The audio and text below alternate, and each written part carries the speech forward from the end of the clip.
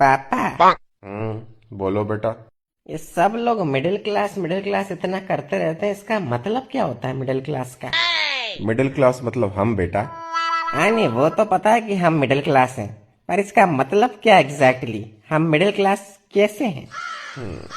विस्तार में बताता हूँ चलो तुमको। देखो बेटा, एक बार एक गांव होता है जिस गांव में 3 लोग रहते हैं। एक का नाम होता है गरीब, एक का नाम होता है मिडिल क्लास, एक का नाम होता है अमीर।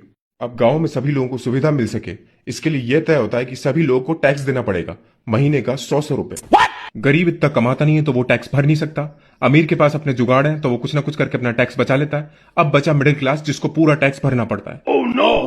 फिर तो मिडिल क्लास को पूरी सुविधाएं मिलती होंगी ना पापा, क्योंकि वो पूरा टैक्स भर रहा है। नहीं बेटा, सुविधा मिलती है गरीब को क्योंकि वो गरीब है, और अमीर को क्योंकि उसके पास ताकत है।